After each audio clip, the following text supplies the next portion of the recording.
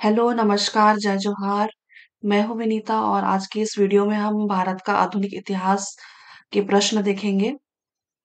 विगत वर्ष, ठीक है। तो आज का हमारा जो टॉपिक होगा भारत के आधुनिक इतिहास में से भारत के गवर्नर जनरल और वायसराय। ठीक है, तो मैं जो इम्पोर्टेंट टॉपिक्स होंगे मैं उन्हीं के वीडियो बनाऊंगी।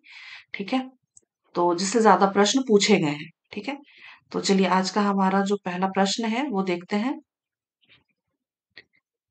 किस गवर्नर जनरल ने व्यवगत का सिद्धांत नामक नीति तैयार की? है ना, इसका उत्तर हर किसी को मालूम है, बचपन से पढ़ते आ रहे हैं। लॉर्ड डलहौजी। अगला देखते हैं। लॉर्ड डलहौजी 1948 से 56 इनका है ना कार्यकाल याद रखिएगा। एक साम्राज्यवादी गवर्नर जनरल था जिसने रियासतों को विलय करने के लिए एक नीति लागू किया जिसे हड़प नीति कहते हैं। इस नीति के द्वारा सतारा, संबलपुर, जैतपुर, बघाट, बरार, झांसी इत्यादि रियासतों का विलय किया गया। ठीक है, अगला देखते हैं। भारत के किस गवर्नर जनरल ने भारतीय प्रिवी काउंसिल यानी कि इंडियन प्रिवी काउंसिल के गठन का सुझाव दिया? इसका उत्तर आप याद रखिएगा, लॉर्ड लिटन। लॉर्ड लिटन। अ, ये इंडियन प्रिवी काउंसिल आप समझते होंगे ना, ये क्या है ना, तो फिर भी मैं आपको एक बार बता देती हूँ कि ये इंडियन प्रिवी काउंसिल क्या था कि एक न्यायिक व्यवस्था थी। ठीक है, एक एक न्यायिक व्यवस्था थी ब्रिटिश काल में, है ना, न्यायिक व्यवस्था। इसमें क्या होता था कि जो ब्रिटिश उपनिवेश थे, है ना, उनके न्यायालयों से जो अपीलें होती थी, अपील जो होते थे उनकी सुनवाई करता था ये इंडियन प्रिवी काउंसिल। तो इसके इसकी जो गठन है, इसका सुझाव किसने दिया था? तो लॉर्ड लिटन, याद रखिएगा। लॉर्ड लिटन का नाम देखने को मिलता है। अगला देखते हैं। लैप्स के कुख्यात सिद्धांत की योजना भारत के निम्नलिखित में से किस गवर्नर जनरल द्वारा बनाई गई थी? तो लैप्स का मतलब आप समझते होंगे, है ना, व्यवगत। हाँ, अंग्रेजी में दे दिया है भाई साहब, हिंदी में लिखा है और अंग्रेजी में, है ना, अंग्रेजी के शब्द लिखा हुआ है। पीएससी का प्रश्न है ये भी। ठीक है, इसका उत्तर याद रखिएगा, लॉर्ड डलहौजी। अगला देखते हैं। वुड डिस्पैच क्या था और यह कब लागू हुआ था? तो वुड डिस्पैच जो है ये शिक्षा योजना थी, है ना, 1854 में आई थी। और किसने ये इसके जो किसने लागू किया था ये? तो चार्ल्स वुड, याद रखिएगा, चार्ल्स वुड। ठीक है, और इसी को शिक्षा का, भारतीय शिक्षा का मैग्ना कार्टा कहते हैं, है ना, वो चार्ल्स वुड को। अगला देखते हैं। यहाँ पे दिया हुआ है, Wood dispatch sir Charles Wood द्वारा बनाया गया 100 अनुच्छेदों का एक पत्र था जिसमें शिक्षा से संबंधित सिफारिशें की गई थी। इसे भारतीय शिक्षा का मैग्ना कार्टा भी कहा जाता है। अगला, गोद लेने की प्रथा का निषेध के नियम को आधार बनाकर लॉर्ड डलहौजी ने निम्न में से किस राज्य का ब्रिटिश साम्राज्य में विलय नहीं किया? तो बाकी तो सब नाम याद रहते होंगे, है ना, लेकिन ये जो पंजाब है, पंजाब और साथ में इसका और एक नाम याद रख लीजिए, पंजाब और अवध।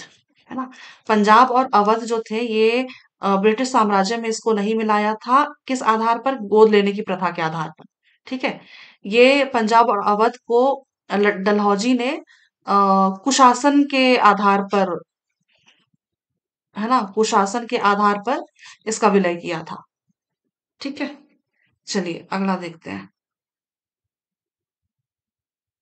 लॉर्ड डलहौजी ने प्रथा निषेध अधिनियम से संबलपुर, सतारा, जयपुर, उदयपुर, झांसी आदि को अधिकृत कर लिया, जबकि 1849 में पंजाब का और 1856 में अवध का विलय गोद लेने की प्रथा का निषेध अधिनियम के आधार पर नहीं किया था। है ना, इसका मतलब ये होता है कि ये जो पंजाब है और अवध जो है ये कुशासन के आधार पर, है ना, इसका विलय किया था। ठीक है, और जबकि ऐसा नहीं था कि, है ना, अवध और पंजाब में शासन अच्छा नहीं चल रहा था, अच्छे चल रहे थे, लेकिन आरोप लगाया था। चलिए अगला देखते हैं। 1905 में इनमें से किस गवर्नर जनरल ने हड़प के सिद्धांत की नीति प्रारंभ की? इसका उत्तर है लॉर्ड डलहौजी। डलहौजी साम्राज्य विस्तार का जीवंत रूप था। इसने हड़प नीति, हड़प सिद्धांत, व्यवगत सिद्धांत का प्रतिपादन किया व इसके आधार पर उसने पंजाब, सिक्किम, बर्मा आदि को ब्रिटिश साम्राज्य में अधिग्रहित कर लिया। ठीक है, अगला देखते हैं। गवर्नर जनरल के रूप में लॉर्ड विलियम बेंटिक की निम्नलिखित में से कौन सी उपलब्धि थी? तो कौन सी उपलब्धि थी, याद रखिएगा, ठगी का दमन। विलियम बेंटिक का नाम आपको जहां जहां पे भी दिखे ना, तो दो तीन नाम साथ में, दो तीन चीजें याद रखिएगा। एक तो 1829 याद रखिएगा, है ना, 1829। इसमें क्या हुआ था? सती प्रथा का अंत, है ना, सती प्रथा का अंत, और साथ में राजा राम मोहन राय, राजा राम, है ना, मोहन राय। एक नाम याद रखिएगा, लॉर्ड विलियम बेंटिक के टाइम, है ना, जब जब लॉर्ड विलियम विलियम बेंटिक का नाम आए, 1829, है ना, राजा राम मोहन राय साथ में आपको याद रहना चाहिए, और साथ में सती प्रथा कांड। और इसके साथ में आप एक और याद रखिएगा, 1833, है ना, ये विधि आयोग का गठन, विधि आयोग का गठन। तो इसके साथ ना विधि आयोग का गठन, और इसमें साथ में याद रख लीजिएगा मैकाले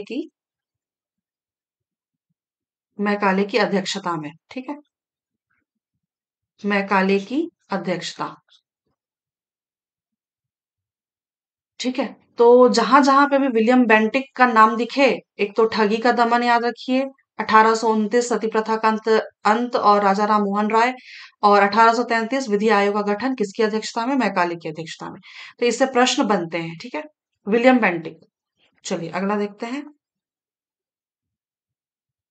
बेंटिक ने कर्नल स्लीमन तथा स्थानीय रियासतों की मदद से 1830 में ठगी को समाप्त करने हेतु अभियान छेड़ा। फलस्वरूप 1837 तक ठगों का अंत हो गया। 1837 तक ठगों का अंत हो गया। चलिए अगला देखते हैं। निम्नलिखित में से किस गवर्नर जनरल ने भारत में अंग्रेजी शिक्षा प्रारंभ की? इसका उत्तर याद रखिएगा, विलियम बेंटिक, है ना, अंग्रेजी शिक्षा विलियम बेंटिक। अगला देखते हैं। विलियम बेंटिक ने शिक्षा के क्षेत्र में महत्वपूर्ण सुधार किए। उसने पूरे भारत में फारसी के स्थान पर अंग्रेजी शिक्षा को लागू किया। तो विलियम बेंटिक अम, के नाम के साथ, है ना, एक ये चीज भी ऐड कर लीजिएगा। बाकी दो तो मैंने आपको बता ही दिए थे। ठीक है, निम्न अंग्रेज शासकों ने में से समाचार पत्रों पर प्रतिबंध समाप्त करने का श्रेय किसे मिलता है? इसका उत्तर याद रखिएगा, चार्ल्स मेटकॉफ, चार्ल्स मेटकॉफ। ठीक है, तो ये जो थे, ये प्रेस के मुक्तिदाता कहे जाते हैं, है ना, प्रेस के मुक्तिदाता, प्रेस के मुक्तिदाता कहे जाते हैं, है ना। इन्होंने समाचार पत्रों पर प्रतिबंध समाप्त कर दिया था। ठीक है, चार्ल्स मेटकॉफ। अगला देखते हैं। सती प्रथा के विरुद्ध कानून बनाने वाले गवर्नर जनरल का नाम क्या है? इसका उत्तर लॉर्ड बेंटिक। ठीक है, साथ में राजा राम मोहन राय, 1829, 1829। ठीक है, अगला देखते हैं। सन 1857 में की क्रांति के समय गवर्नर जनरल कौन थे? तो 1857 की क्रांति के टाइम पे लॉर्ड कैनिंग थे। ठीक है, और लॉर्ड कैनिंग, कैनिंग का नाम जहां जहां पे भी दिखे, आप याद रखिएगा। क्या? ईश्वर चंद्र विद्यासागर, ईश्वर चंद्र विद्यासागर। कैनिंग का नाम जहां जहां पे दिखे, याद रखिएगा, ईश्वर चंद्र विद्यासागर। क्यों याद रखिएगा इसको, इनको, है ना, 1956 में विधवा पुनर्विवाह अधिनियम, विधवा पुनर्विवाह अधिनियम, है ना, इसके लिए याद रखिएगा। ठीक है। लॉर्ड कैनिंग के साथ 1856 याद रखिएगा, साथ में ईश्वर चंद्र विद्यासागर, और 1956 में ये क्या नाम, विधवा पुनर्विवाह अधिनियम। ठीक है, ये याद रखिएगा ये। ठीक है, तो 1857 में, एक सेकंड जी, ये 1900 बोलते बोलते ना मेरे जुबान भी कभी कभी खराब हो जाती है ना। ये हो जाएगा 1856। ठीक है, ये 1856 है, याद रखिएगा। लॉर्ड कैनिंग के साथ याद रखिएगा 1856 विधवा पुनर्विवाह अधिनियम, विधवा पुनर्विवाह अधिनियम ईश्वर चंद्र विद्यासागर। ठीक, चलिए यहाँ सुधार लीजिएगा इसको, 1856। ठीक है, चलिए अगला देखते हैं। अगला है, निम्न में से किसने स्थानीय स्वशासन को भारत में लागू किया? तो किसने लागू किया था, याद रखिएगा, स्थानीय स्वशासन के जनक माने जाते हैं लॉर्ड रिपन। है ना, आप पंचायती राज पढ़ते होंगे तो आपको इनका नाम देखने को मिलता होगा। है ना, लॉर्ड रिपन स्थानीय स्वशासन के जनक माने जाते हैं ये। ठीक है, चलिए अगला देखते हैं। यहाँ पे व्याख्या दिया हुआ है। लॉर्ड माउंटबेटन ब्रिटिश भारत के अंतिम वायसराय कम गवर्नर जनरल। ठीक है, अंतिम वायसराय कम गवर्नर जनरल का मतलब होता है कि वो ब्रिटिश भारत का अंतिम वायसराय था, और जब भारत स्वतंत्र हो गया तो गवर्नर जनरल, पहले गवर्नर जनरल भारत के लॉर्ड माउंटबेटन थे। ठीक है, कंफ्यूज मत होइएगा यहाँ पे। ठीक है, फिर अगला है लॉर्ड रिपन। लॉर्ड रिपन स्थानीय स्वशासन का प्रारंभ किया, इस कारण रिपन को स्थानीय स्वशासन का जनक कहते हैं। लॉर्ड कैनिंग ईश्वर चंद्र विद्यासागर के अथक प्रयासों से इनके समय विधवा पुनर्विवाह अधिनियम 1856 लागू किया गया। और लॉर्ड विलियम बेंटिक, है ना, 1833 में मैकाले की अध्यक्षता में विधि आयोग का गठन किया गया, और मैकाले समिति की रिपोर्ट पर भारत में अंग्रेजी को शिक्षा का माध्यम घोषित किया।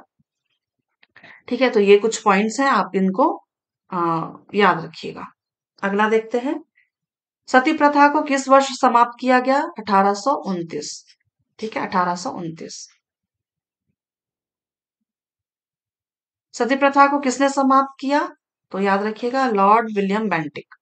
ये देखिए, वो बहुत काफी पुराना प्रश्न था, लेकिन ये व्यापम में पूछा गया प्रश्न है 2023 का।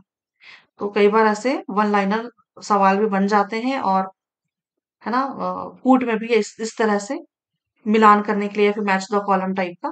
अगला हम देखेंगे वायसराय से। ठीक है, भारत में पहली जनगणना ब्रिटिश काल में किस वायसराय के काल में हुई थी? तो इसका उत्तर याद रखिएगा, लॉर्ड मेयो। Lord Mayo, 1872। ठीक है, 1872 में सबसे पहली जनगणना हुई थी, लॉर्ड मेयो ने करवाई थी। अगला देखते हैं। महात्मा गांधी के प्रसिद्ध दांडी नमक मार्च के समय भारत का वायसराय कौन था? है ना, ये तो बहुत सिंपल सा प्रश्न है, कई बार आप सभी ने पढ़ा होगा, लॉर्ड इरविन। गांधी इरविन समझौता कई बार सुना होगा आपने, है ना। अगला देखते हैं। लॉर्ड कर्जन ने निम्नलिखित में से किस विभाग की स्थापना की? तो इसका उत्तर भारतीय पुरातात्विक सर्वेक्षण। ठीक है, कब करा था इन्होंने? तो 1899 से 1905। ठीक है, 1899 से 1905 के टाइम पे इनका शासन काल था। तो इसी बीच इन्होंने पुरातात्विक सर्वेक्षण की, भारतीय पुरातात्विक सर्वेक्षण विभाग की स्थापना की थी, लॉर्ड कर्जन। ठीक है, लॉर्ड कर्जन। अगला देखते हैं। निम्न में से किसने पुरातत्व सर्वेक्षण विभाग की स्थापना की? तो याद, है ना, याद रखिए लॉर्ड कर्जन। ये 18 का प्रश्न है। अगला है, निम्नलिखित में से कौन सी जोड़ी भारत में ब्रिटिश वायसराय या एवं घटना दिए सुमिलित नहीं है? है ना, तो ये कुछ दिए हुए हैं वायसराय और घटनाएं, है ना, तो उनको सुमिलित करना है। चलिए देखते हैं। तृतीय बर्मा युद्ध, लॉर्ड डफरिन, ये सही है। भारतीय विश्वविद्यालय अधिनियम 1904, लॉर्ड कर्जन, ये भी सही है। राजधानी का कलकत्ता से दिल्ली स्थानांतरण, हाँ ये भी सही है, लॉर्ड हार्डिंग के टाइम पे हुआ था ये। और अब आजाद हिंद फौज मुकदमा एवं नौसेना विद्रोह, तो ये तो ना माउंटबेटन के टाइम पे नहीं हुआ था। माउंटबेटन के टाइम पे तो कुछ, है ना, ये आजाद हिंद फौज ये मुकदमा ये तो ना उनके टाइम पे हुआ था। क्या नाम, अ, जिन्होंने, मेरे ख्याल से नेट का दिक्कत है यहाँ पे। ये यहाँ पे याद रखिएगा, आजाद हिंद फौज मुकदमा एवं नौसेना विद्रोह जो हुआ था ना, ये लॉर्ड वेवेल के टाइम पे हुआ था, है ना, वेवेल, है ना, वेवेल के टाइम पे हुआ था। तो ये वाला जो है कथन ये गलत है। तो उत्तर क्या हो जाएगा, option number D, Azad Hind फौज मुकदमा एवं नौसेना विद्रोह हुआ था वेवेल के टाइम पे। ठीक है, अगला देखते हैं। 1857 के विद्रोह के समय निम्नलिखित में से कौन भारत का गवर्नर जनरल था? तो ये तो है ना, सभी को मालूम है, सबने पढ़ा होगा ये, लॉर्ड कैनिंग। अगला देखते हैं। लॉर्ड वेवेल के वायसरायत्व काल में निम्नलिखित में से कौन सी घटना हुई थी? तो ये हो जाएगा शिमला सम्मेलन। ठीक है, शिमला सम्मेलन हुआ था। लॉर्ड वेवेल के वायसरायत्व काल में 26 जून 1945 को शिमला सम्मेलन हुआ, जिसमें 21 राजनीतिज्ञों ने हिस्सा लिया और जिसका नेतृत्व मौलाना अबुल कलाम आजाद ने किया था। ठीक है, तो ये वाले जो इस तरह के जो प्रश्न होते हैं ना, ये आपको ना मैच द कॉलम में मिल जाएंगे। ठीक है, कि है ना, शिमला सम्मेलन, फिर यहाँ पे कुछ और दे दिया है ना, फिर इस तरफ वहां पे डेट्स दे दिए, तो उसको मिलान करना है, सुमिलित करना है, तो उस तरह से प्रश्न बन जाते हैं। ठीक है, चलिए देखते हैं अगला। उस ब्रिटिश वायसराय का नाम बताएं जिसने वर्ष 1905 में बंगाल राज्य के विभाजन का निर्णय लिया था। तो इसका उत्तर लॉर्ड कर्जन। ठीक है, लॉर्ड कर्जन, कर्जन के टाइम पे बंगाल बंगाल विभाजन हुआ था। अगला, यहाँ पे सुमेलित नहीं है पूछा गया, यहाँ पे जोड़ियां दी हुई है और उसको सुमेलित नहीं है ये पूछा गया है। चलिए देखते हैं एक बार। बंगाल का विभाजन लॉर्ड कर्जन सही है। भारत की प्रथम जनगणना लॉर्ड रिपन ये भी सही है। ब्रिटिश भारत की राजधानी का कलकत्ता से दिल्ली हस्तांतरण स्थानांतरण ये भी सही है, लॉर्ड हार्डिंग द्वितीय। जलियांवाला बाग हत्याकांड ये भी सही है, लॉर्ड चैम्सफोर्ड। कैबिनेट मिशन का भारत आगमन ये गलत है, लॉर्ड लिलिथगो, क्योंकि कैबिनेट मिशन जो था ये वेवेल के टाइम पे हुआ था। ठीक है, वेवेल के टाइम पे 1946। ठीक है, अगला देखते हैं। अगला है 1945 के शिमला सम्मेलन के समय निम्नलिखित में से कौन सा भारत का वायसराय था? ये कौन था? Lord Wavell. अगला देखते हैं। अगला, ये इंटरनेट बहुत दिक्कत कर रहा है।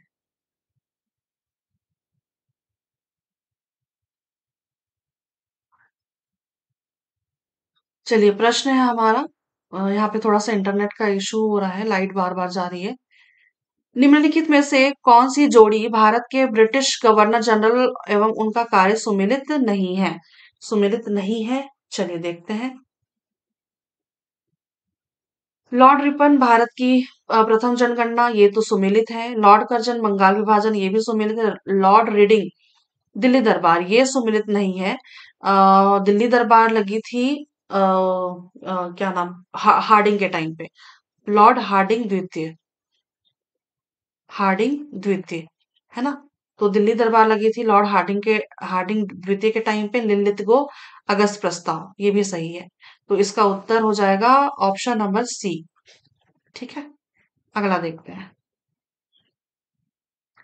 निम्न में से कौन सा कार्य लॉर्ड कर्जन से संबंधित नहीं है? तो कर्जन से संबंधित नहीं है तो एक ही दिख रहा है, दिल्ली दरबार, क्योंकि लॉर्ड हार्डिंग, है ना, हार्डिंग, हार्डिंग द्वितीय, दिल्ली दरबार का आयोजन लॉर्ड हार्डिंग द्वितीय। बाकी तो ये सारे लॉर्ड कर्जन के से संबंधित हैं, है ना? तिब्बत अभियान, बंगाल विभाजन, कलकत्ता विश्वविद्यालय अधिनियम। अगला देखते हैं। किस वायसराय काल में सफेद विद्रोह हुआ था? इसी को श्वेत विद्रोह कहते हैं, है ना? याद होगा आपको, पढ़ा होगा आपने श्वेत विद्रोह। तो याद रखिएगा, श्वेत विद्रोह हुआ था कैनिंग के टाइम पे। ठीक है। इसी समय वो 1857 की क्रांति हुई थी, है ना? तो 1857 की क्रांति के बाद जो, है ना, अंग्रेजी सेना थी, है ना, ब्रिटिश सेना, तो उसमें ना विघटन हो गया था। तो विघटन होने के बाद जो अशांति फैली थी ना, तो वही जो था भारतीय और ब्रिटिश सेना के बीच में, है, तो वही जो था वही सफेद विद्रोह था, श्वेत विद्रोह। ठीक है। चलिए अगला देखते हैं, उत्तर इसका हो जाएगा लॉर्ड कैनिंग। राजाओं के पुत्र न होने की स्थिति में भारतीय भारतीय राज्यों के अधिग्रहण की ब्रिटिश नीति क्या कहलाती थी? सिंपल सा सवाल है, ये हड़प्पा सिद्धांत कहलाता है। अगला, हड़प्पा नीति या इसी को डॉक्ट्रिन ऑफ लैप्स के तहत लॉर्ड डलहौजी ने 1957 भारतीय राजाओं के राज्य को ब्रिटिश राज्य में विलय किया, जिसमें सर्वप्रथम सतारा, जबलपुर, संबलपुर और अंत में कुशासन के आधार पर अवध को ब्रिटिश साम्राज्य में मिला लिया। ठीक है। अगला देखते हैं। अगला है, निम्नलिखित में से कौन सी जोड़ी ब्रिटिश वायसराय और घटनाएं सुमेलित हैं? चलिए देखते हैं सुमेलित कौन सा है। चेम्सफोर्ड, दिल्ली में राजा जॉर्ज पंचम एवं रानी मैरी का राज्याभिषेक। नहीं जी, ये तो हार्डिंग के टाइम पे हुआ था, है ना? हार्डिंग द्वितीय, लॉर्ड हार्डिंग द्वितीय। और लॉर्ड रीडिंग, रॉलेट कानून एवं जलियांवाला बाग हत्याकांड। तो ये तो हत्याकांड वाला तो चेम्सफोर्ड थे भाई साहब, है ना? चेम्सफोर्ड। ठीक है। चेम्सफोर्ड थे। लॉर्ड वेवेल, ये सही है। आजाद हिंद फौज मुकदमा एवं नौसेना विद्रोह, है ना? ये सही है। और लॉर्ड माउंटबेटन तो ये तो नहीं है ना? ये वाला तो नहीं हो सकता। ये संविधान सभा का गठन नहीं, गठन नहीं है, क्या बोलते हैं उसको, पुनर्गठन के लिए जाने जाते हैं लॉर्ड माउंटबेटन। संविधान सभा का पुनर्गठन लिख देती हूँ यहाँ पे, है ना? पुनर्गठन, पुनर्गठन। ठीक। तो ये ही सिर्फ एक ही सही है। देखिए आपने शायद देखा होगा, पिछला इस तरह का प्रश्न देखा था हमने पुराना, और ये है 21 का प्रश्न। ठीक है। तो प्रश्न इस तरह से रिपीट होते हैं, याद रखिएगा चीजों को। चलिए अगला चलते हैं। यहाँ पे दिया हुआ है, लॉर्ड हार्डिंग द्वितीय, दिल्ली में राजा जॉर्ज पंचम और रानी मैरी का राज्याभिषेक दरबार आयोजित, है ना? इसी को दिल्ली दरबार कहते हैं। और लॉर्ड चैम्सफोर्ड, रॉलेट एक्ट एवं जलियांवाला बाग हत्याकांड, और लॉर्ड वेबल के टाइम पे आजाद हिंद फौज मुकदमा एवं नौसेना विद्रोह। और नोट में याद रखिएगा, संविधान सभा